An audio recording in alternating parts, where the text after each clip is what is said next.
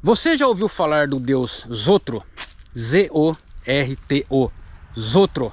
Não? Bom, talvez seja porque esse deus não esteja catalogado entre os deuses existentes na história da humanidade. Não exista nenhuma evidência arqueológica ou histórica, mas eu ouso dizer que esse deus é o deus mais poderoso que existe no mundo, cujas pessoas depositam mais fé e devoção ao deus Zotro do que ao deus do cristianismo e ao deus dos muçulmanos, que eu vou te explicar por quê. O deus Zotro, ele tem a capacidade de moldar comportamento, mentalidade, estilo de vida de toda a humanidade, sem que a humanidade perceba. E ele tem mandamentos que a maioria das pessoas seguem sem mesmo saber que ele existe. Por exemplo, quando você vai fazer alguma coisa, você logo pensa: será que os outros vão gostar? Quando você compra uma bicicleta, um carro, uma roupa, quando você vai postar algumas coisas nas redes sociais, logo você pensa: o que os outros vão achar? O deus Zotro, ele tem esse poder de modelar sentimento, pensamento, comportamento, e é o deus mais obedecido na história da humanidade.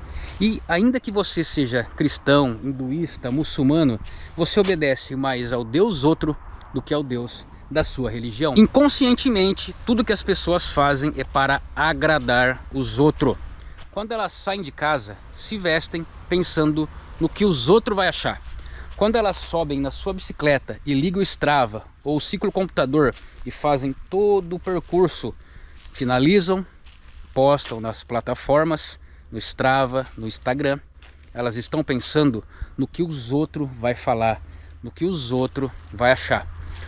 Todo o nosso comportamento é religiosamente baseado na perspectiva e nos mandamentos e no sistema de fé e de crença do deus Zotro. Brincadeiras à parte, mas pessoal, repare como quase tudo o que fazemos é baseado no que as pessoas vão achar. A nossa régua de ação, a nossa régua de mentalidade, a nossa régua de atitude, de estilo de vida é sempre baseado no julgamento do olhar do outro.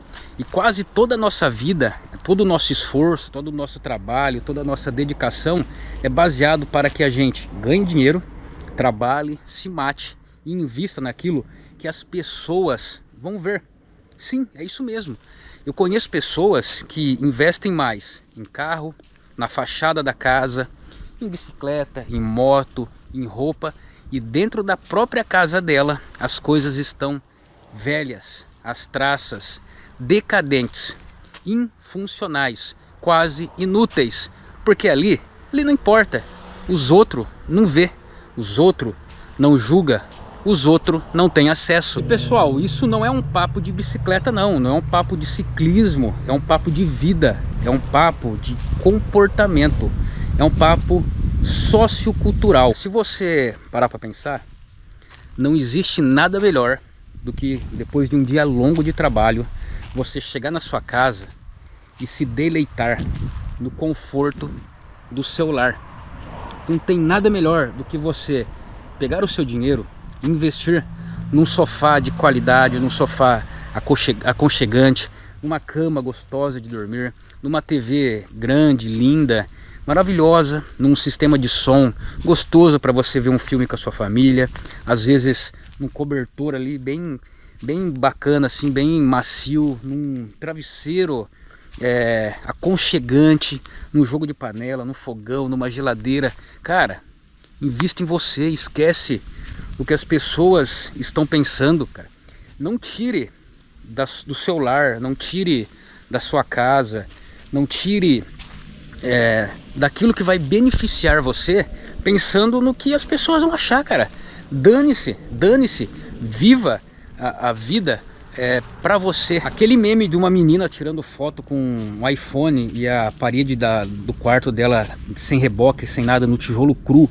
Um meme de uma Range Rover estacionado numa garagem, numa casa toda arrebentada, numa casa de madeira ali, caindo no telhado torto, é a coisa mais real, cara. Quantas pessoas você vê que estão andando com um Mizuno de R$ 1.800, R$ 2.500 no pé, pedalando com uma bicicleta de fibra de carbono de 15 mil reais e a panela dela de fritar ovo tá grudando. Não tem cabimento um negócio desse, cara. A cueca do cara tá furada. Não tem cabimento nesse. Isso. Por quê? Porque a fé da pessoa, por mais que seja brincadeira, o paralelo que eu fiz com o Deus outro, é o que impera no inconsciente coletivo da pessoa. E a pessoa nem percebe que ela está vivendo para agradar as outras pessoas. Enquanto ela mesma, ela nem liga. Ela quer criar uma imagem, ela quer criar uma persona, seja diante dos amigos e principalmente nas redes sociais. Porque as redes sociais, ela deu voz para as pessoas. Então ali você consegue estar criando uma persona para as pessoas que não te conhecem, que ali você pode postar o que você quiser, cara. Nas redes sociais, todo mundo é loiro, dos olhos azuis. Você pode tirar 15 fotos de ângulos diferentes e você escolhe uma foto que ficou linda, maravilhosa, enquanto as outras 14 fotos ficaram realistas, ficaram verdadeiras.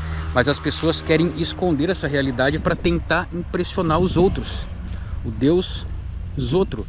Então isso, cara, é o que mais acontece. Talvez esteja acontecendo com você, mas repare, se não está acontecendo com você, está acontecendo com a maioria das pessoas ao seu redor. Como que está o seu carro? Como que está a sua bicicleta, a sua moto? Como que está as suas roupas?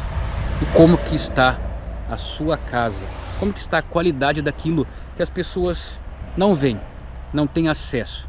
Você investe mais pro lado de fora, baseado na expectativa do que os outros vão achar, como eles vão te avaliar, ou você investe mais dentro da sua casa, naquilo que quase ninguém tem acesso? Pense nisso. É a partir disso daí que a nossa vida começa a melhorar. Não só no sentido financeiro da coisa, mas bem-estar, autoestima, psicológico, emocional e principalmente financeiro. Pense nisso, leve essa lição para sua vida. Para você ter ideia, teve uma época que eu trabalhava de vendia perfumes nas redes sociais, de paralelo com o trabalho que eu já fazia, e eu vendia muito pelo Facebook, né? E ali eu tinha contato com as pessoas, interagia ali, fazia a negociação pelo Messenger, né? Aí a pessoa passava o endereço para mim, eu levava o perfume até a casa dela e ali ela me fazia o pagamento. Só que quando eu chegava na casa da pessoa e chamava, por exemplo, pela Thaís, pela Joana, pela Maria, pela Conceição, pela Priscila, cara, era a própria pessoa que vinha me atender e eu perguntava para ela se a fulana estava lá. Por quê? Porque a pessoa que vinha me atender não era nada parecida com a pessoa que eu vi nas fotos ali do Facebook, das redes sociais dela. Ou seja, se aquela pessoa some e algum familiar coloca ali uma foto que está nas redes sociais dela e fala pessoa desapareceu, aí coloca aquela foto, a pessoa nunca vai ser encontrada, nunca, porque não parece, né? Aquilo que as pessoas tentam transmitir para as outras é totalmente irreal, é totalmente artificial, é totalmente inverdadeiro. Muitas pessoas vivem esse tipo de programação mental, social, cultural. Não seja, avalie-se, tente acordar para a vida, cara. Sai dessa Matrix. Eu não gosto dessa palavra Matrix, né? Porque quem fala isso parece que tá fora, né? Quando na verdade todo mundo tá dentro. Todo mundo vive dentro de um sistema, todo mundo vive dentro de um condicionamento, né? A gente não consegue sair da Matrix, mas conseguimos desconstruir. Eu vejo a evolução não como uma escada que você vai subindo e galgando degraus, mas como uma desconstrução. A gente está lotado de peça de roupa, pesado, né, andando curvado, e a gente vai tirando peça por peça, peça por peça, peça por peça, e vai ficando mais leve. Para mim, evolução não é construir, porque geralmente construir é você colocar mais peso, né? Você seguir uma lógica ali programada dentro do que os outros vai pensar. Mas evolução para mim é você desconstruir, é você ir percebendo o que existe de peso na sua vida, o que existe de excesso, não só financeiro, acumulativo, material, mas sim de pensamento, de mentalidade, de condicionamento.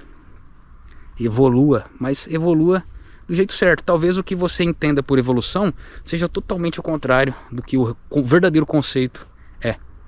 Não viva baseado no que os outros querem. Em relação aos outros, seja ateu.